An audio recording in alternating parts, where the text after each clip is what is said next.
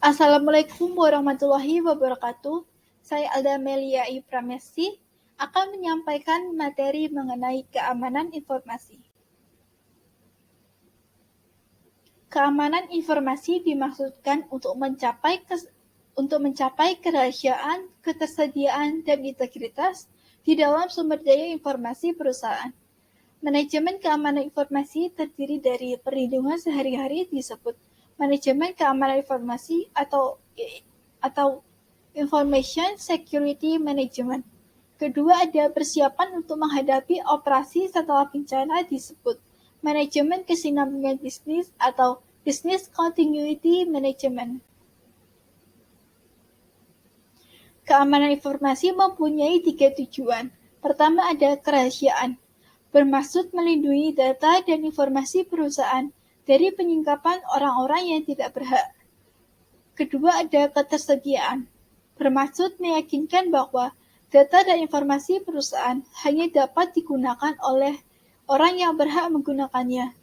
Dan terakhir ada integritas, bermaksud sistem informasi perlu menyediakan representasi yang akurat dari sistem fisik yang direpresentasikan.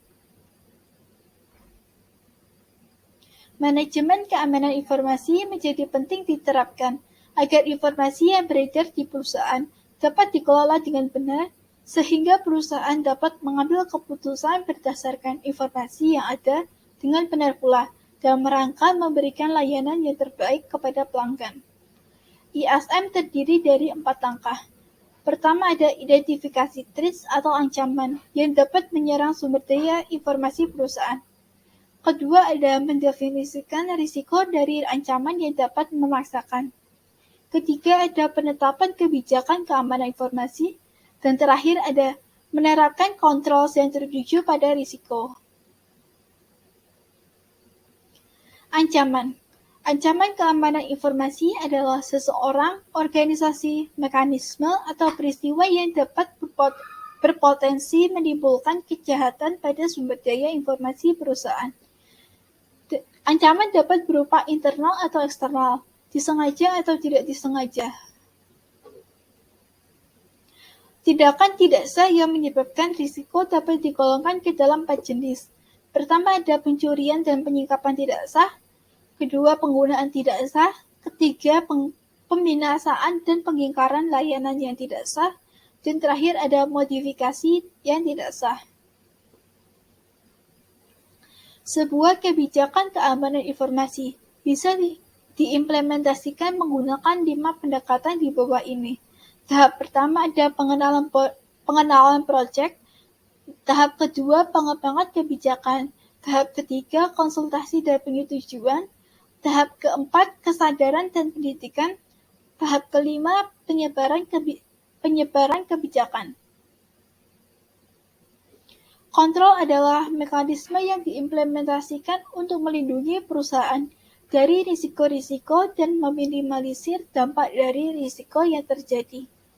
Technical control teknis dibangun di dalam sistem oleh sistem pengembang sementara proses pengembangan berjalan. Access control adalah dasar keamanan melawan ancaman oleh orang-orang yang tidak berkepentingan langsung atau terkait. Intrusion detection system akan mencoba mencari tahu satu percobaan yang dilakukan untuk menerobos keamanan sebelum menimbulkan kerusakan. IT Governance Indonesia atau ITGID merupakan lembaga pengembangan bidang teknologi informasi. ITGID siap membantu Anda untuk memahami IT security dengan mengadakan pelatihan ISO 27001.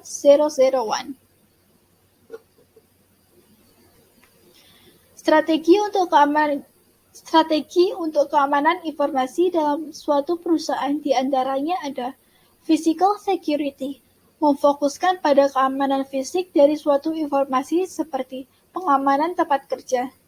Personal security, memfokuskan untuk mengamankan orang-orang dalam perusahaan. Operation security, dengan memfokuskan pada kemampuan suatu perusahaan agar berjalan tanpa gangguan. Communication security, dengan memfokuskan dalam pengamanan media komunikasi untuk mencapai suatu tujuan perusahaan. Network security, pengamanan pada piranti-piranti jaringan komputer maupun data perusahaan. Sekian yang dapat saya sampaikan. Mohon maaf apabila ada salah kata. Wassalamualaikum warahmatullahi wabarakatuh.